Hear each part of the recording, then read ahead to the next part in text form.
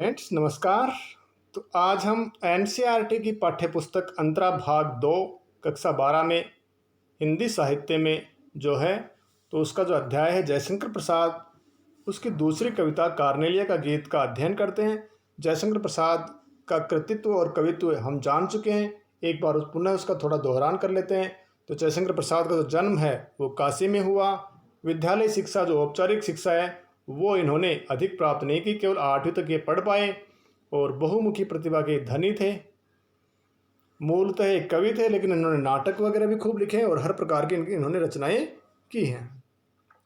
तो इनकी जो प्रमुख रचनाएं हैं वो हैं अजातशत्रु, स्कंदगुप्त, चंद्रगुप्त, राजश्री, ध्रुव स्वामिनी, ये तो इनके नाटक, और कंकाल, तितली, इरावती ये इनके रहे हैं उपन्यास। फिर आंधी, इंद्रजाल, छाया, प्रतिध्वनि, आकाशदीप ये इनके कहानी संग्रह, कहानियाँ भी इन्होंने खूब लिखी हैं। और नाटकों के लिए तो प्रसाद युग के नाम से जाना जाता है। इनका जो काल है वो झरना, आंसू, लहर, कामायनी, कानन कुसुम और प्रेम पथिक ये इनकी कविताएं हैं। तो यहाँ आज हमें पढ़ना है कार्नेलिया का गीत। कार्नेलिया का गीत लिया गया है, इनका जो नाटक है चंद्रगुप्त, चंद्रगुप्त नाटक से लिया गया है कार्नेलिया का गीत, जो एक प्रसिद्ध गीत है, क्योंकि गीत बड़ा ही सुंदर और बहुत ही मधुर गीत है और बड़ा ही अच्छा लगता है सुनने में भी और पढ़ने में भी। कार्नेलिया सिकंदर के सेनापति सेलुकस की बेटी है। तो कार्नेलिया है कौन? कि कार्नेलिया का गीत जो है, जो जयशंकर प्रसाद जो हमारे बड़े कवि हुए हैं छायावाद के, उन्होंने जो एक गीत लिखा है कार्नेलिया के द्वारा गाया गया, तो ये कार्नेलिया है कौन? पहले तो हमें इसका इतिहास जानना चाहिए। तो कार्नेलिया है कौन? यूनान का जो सम्राट था, राजा था सिकंदर, जिसने भारत के ऊपर आक्रमण किया, पौरुष को हराया और सिंध प्रदेश पर जिसने कब्जा कर लिया था, तो वो सिकंदर भारत के अंदर घनानंद से टकराने के बजाय वापस लौट गया, क्योंकि जिस समय सिकंदर का आक्रमण होता है वहाँ भारत के अंदर घनानंद का राज्य था। घनानंद जो नंद वंश का एक प्रतापी राजा था, उसका राज्य था। और घनानंद को बाद में जो चंद्रगुप्त मौर्य है, चंद्रगुप्त मौर्य ने घनानंद को युद्ध के अंदर हराया और भारत सम्राट बन गया। इसके बाद जो चंद्रगुप्त मौर्य हैं उनका संघर्ष होता है सेल्यूकस के साथ। सेल्यूकस कौन है? सिकंदर का सेनापति। सिकंदर वापस लौट गया, लेकिन अपना जो सेनापति है सेल्यूकस, उसे यहाँ का एक तरह से अपना जो अधिपति है वो बना के चला गया। यहाँ संघर्ष होता है चंद्रगुप्त मौर्य और सेल्यूकस के अंदर। युद्ध के अंदर सेल्यूकस की हार हुई और हार होने के बाद में संधि करते समय, या जब संधि हुई तो उस समय सिकंदर के सेनापति सेल्यूकस ने अपनी जो पुत्री है कार्नेलिया, क्या नाम है? कार्नेलिया। कार्नेलिया का विवाह किसके साथ में कर दिया? चंद्रगुप्त के साथ में। चंद्रगुप्त के साथ में उसका विवाह हो गया। और ये जो समय है कि जिस समय सिंधु के किनारे क्रिक शिवर के पास एक वृक्ष के नीचे कौन बैठी हुई है? सिकंदर के सेनापति सेल्यूकस की पुत्री, कि उसे भारत बड़ा ही प्रिय लगता है, क्योंकि वो जो सिंधु तट है, सिंधु जो नदी है, वहाँ पे जब ये इनका जो शिविर है वहाँ बैठी हुई है, और उस समय वो भारत का स्मरण करके, भारत के लोगों का या भारत का जो वातावरण है उसे स्मरण करके, याद करके जो एक गीत गाती है या जो विचार करती है, उसे गीत के माध्यम से, और जो हमारे जयशंकर प्रसाद हैं वो कार्नेलिया का गीत के नाम से, और इसे अपने जो नाटक है चंद्रगुप्त उसके अंदर रखते हैं। कार्नेलिया के विचार, कार्नेलिया कहती है, सिंधु का यह मनोहर तट जैसे मेरी आँखों के सामने एक नया चित्रपट उपस्थित कर रहा है। इस वातावरण से धीरे धीरे उठती हुई प्रशांत स्निग्धता जैसे हृदय में घुसती है। लंबी यात्रा करके जैसे मैं वहीं पहुंच गई हूं जहां के लिए चली थी। अर्थात मेरा जो लक्ष्य था वो क्या था? यही भारत। कहाँ यूनान, कहाँ भारत।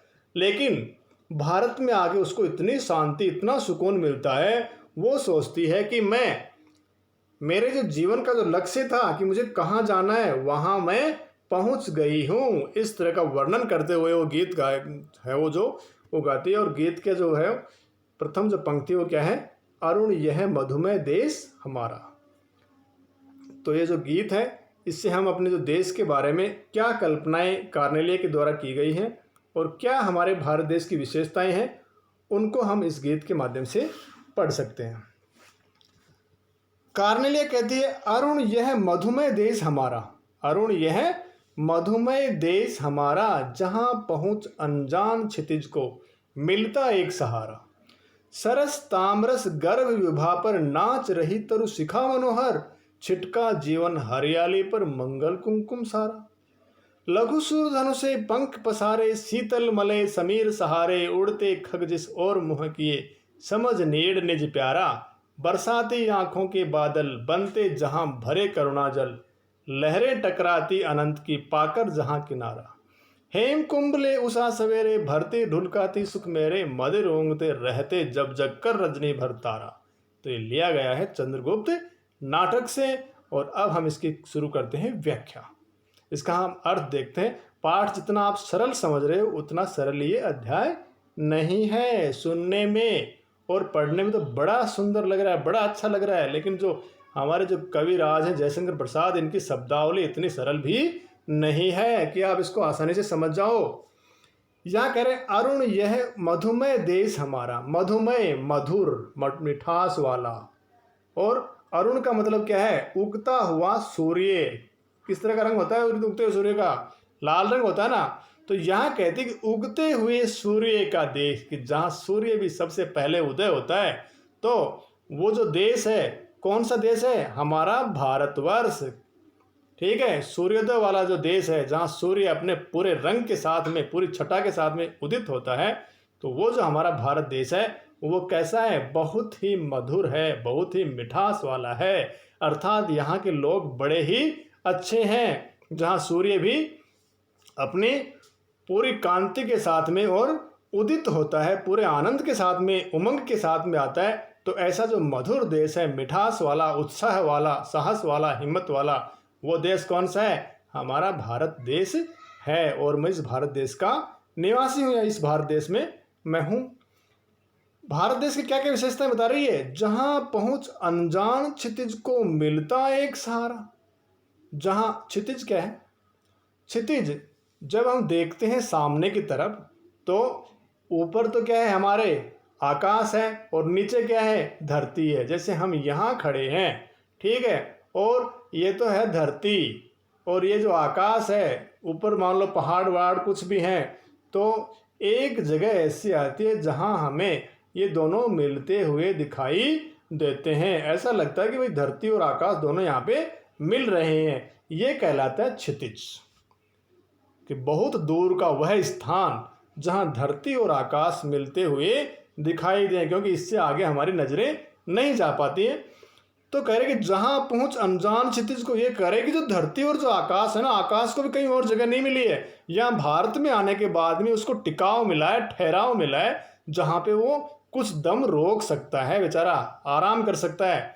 तो कह रहे कि जहाँ पहुँच अनजान क्षितिज को मिलता है एक सहारा, कि जहाँ धरती और आकाश मिलते हुए दिखाई देते हैं। अर्थात ऐसा लगता है कि इससे आगे आकाश और धरती नहीं है। ऐसा यहाँ इस पंक्ति के माध्यम से कह रही है कि जहाँ पहुँच अनजान क्षितिज को, अर्थात देश विदेश के जो लोग, संसार के किसी भी कोने में निवास करने वाले जो लोग हैं, वो भारत में आने के बाद में अपना जो लक्ष्य है वो पूर्ण समझते हैं, कि अब हमें और कहीं नहीं जाना है। भारत में आने के बाद में उनको पूर्ण शांति प्राप्त होती है, कि अब हमारा जो जीवन का जो लक्ष्य था, उद्देश्य था, वो एक तरह से पूरा हो गया है। हमें इसी देवभूमि पर निवास करना है, यहीं रहना है, और यही अपना जो अंतिम समय है या जो आगे का जो जीवन है वो बिताना है। तो इस तरह से संसार के प्रत्येक व्यक्ति के लिए अंतिम जो किनारा है, अंतिम जो लक्ष्य है, वो क्या है? भारत। अर्थात संसार के किसी भी कोने से कोई भी व्यक्ति जो भारत में पहुंच जाता है, तो वो ये समझता है कि अब मुझे और कहीं जाने की ज़रूरत नहीं है, मुझे जहाँ जाना था मैं वहाँ पहुँच चुका हूँ, आ चुका हूँ। ठीक है, आगे कह रहे कि सरस तामरस गर्भ विभा पर नाच रही तरु शिखा मनोहर। ये पंक्ति भी इतनी सरल नहीं है। ये कह रहे कि सरस तामरस, सरस बहुत ही सुंदर, सरस रस वाला, तामरस, तामरस कमल का पर्यायवाची है। ठीक है, गर्भ विभा पर, विभा का मतलब है किरण। ठीक है, विभा का मतलब क्या है? किरण। और गर्भ क्या है? कि जो कमल है उसका आंतरिक भाग, जहाँ वो एकदम लाल लाल दिखाई दे रहा है, बड़ा सुंदर दिखाई दे रहा है। तो गर्भ विभा पर नाच रही तरु शिखा मनोहर। तरु शिखा, तरु का मतलब पेड़ और शिखा का मतलब चोटी। सूर्य से आने वाली किरणें, देखिए इस पंक्ति का अनुवाद है वो देखिए आप, कि सूर्य से आने वाली किरणें कहाँ गिरती हैं? सरस, बहुत ही सुंदर जो कमल की जो पुष्प हैं, तालाब या समुद्र सागर के अंदर जो कमल पुष्प हैं उनके आंतरिक भागों पर क्या गिरते हैं? सूर्य की किरणें। सूर्य की गिरने गिरने, विभा का मतलब क्या है? किरणें। कि सूर्य से आने वाली किरणें जब कमल समूह के ऊपर गिरती हैं और उनसे टकराकर जब वापस लौटती हैं, क्योंकि वापस वो फ्लैक्स मारते हैं एक तरह से, तो वो कहाँ जाती हैं? वो सीधे जब वो वापस लौटती हैं तो किस तरफ लौटती हैं? वो ऊपर की तरफ लौटती हैं। तो वो कहाँ टकराती हैं? पेड़ों की चोटियों से टकराती हैं। कि यहाँ जो किरणें सूर्य से आई वो यहाँ टकराई, टकराने के बाद में कहाँ गई? वो सीधी पेड़ों की चोटियों पर, जो शाखाएं हैं और उन पर जो कोंपले हैं उन कोंपलों पर टकराई। तो वहाँ वो किरणें, क्योंकि जो पेड़ों की जो शाखाएं हिलती हैं, उनकी जो चोटियाँ हिलती हैं, कोंपले हिलती हैं, तो ऐसा लगता है कि वो किरणें उन पेड़ों की चोटियों पर नाचती हुई महसूस होती हैं या नाचती हुई। फिर कह रहा है छिटका जीवन हरियाली पर मंगल कुमकुम सारा। छिटका जीवन, कि जब पेड़ों की जो कोंपले हैं उन पर तो कौन नाच रही हैं? सूर्य से धरती के ऊपर कमल पुष्पों पर गिरने वाली सूर्य की किरणें वापस जाकर जब पेड़ों की जो चोटियां हैं, तरुओं की जो शाखाएं हैं, उनकी जो कोंपले हैं वहां पर जाकर गिरती हैं, तो ऐसा महसूस होता है कि उन किरणों के ऊपर पेड़ों की जो चोटियां हैं, कोंपले हैं, वो नाच रही हैं, नृत्य कर रही हैं। छिटका जीवन हरियाली पर मंगल कुमकुम सारा। सूर्य की जो किरणें हैं, सूर्योदय के समय सूर्य की जो लाल किरणें हैं, ठीक है, वो लाल किरणें कहाँ गिर रही हैं? हरियाली के ऊपर। जो हरे भरे पेड़ हैं, पौधे हैं, घास है, सब जगह क्या गिर रही हैं? सूर्य की किरणें गिर रही हैं। और सूर्य की किरणें कैसी हैं? लाल। और जो पेड़ पौधे उनका रंग कैसा है? हरा। तो ऐसा लगता है कि जो जीवन हरियाली के ऊपर ऐसा लगता है जैसे किसी ने क्या बिखेर दिया हो? कुमकुम। कुमकुम कैसा होता है? लाल। अर्थात जो सूर्य है वो भी इस तरह से किरणें बिखेरता है कि यहाँ का जो जीवन है वो और अधिक आनंददायी हो जाता है। जीवन हरियाली, कि जीवन पहले से प्रसन्न तो था ही, खुश थे हम, आनंदित थे, लेकिन इस सूर्योदय ने इस जीवन को और भी आनंददायी बना दिया है। फिर कहते हैं उड़ते खग जिस ओर मुंह किए समझ नीड़ निज प्यारा। पिछली लाइन, लघु सुरधनु से पंख पसारे शीतल मलय समीर सहारे। कि लघु सुरधनु, लघु का मतलब है छोटे और सुरधनु का मतलब है इंद्रधनुष। कि इंद्रधनुष खिलते हैं, वो बनते हैं ना जब सूर्य और जो बारिश का मौसम रहता है तो उस समय इंद्रधनुष बनते हैं। तो कह रही है कि लघु छोटे इंद्रधनुष से जो पक्षी जो उड़ रहे हैं, पक्षी कहाँ उड़ रहे हैं? आकाश के अंदर। तो आकाश के अंदर उड़ते हुए ये पक्षी ऐसे लगते हैं, कैसे उड़ रहे हैं? पंख पसारे, अपने पंखों को फैलाकर उड़ते पक्षी शीतल मलय पर्वत से आने वाली ठंडी और सुगंधित हवा।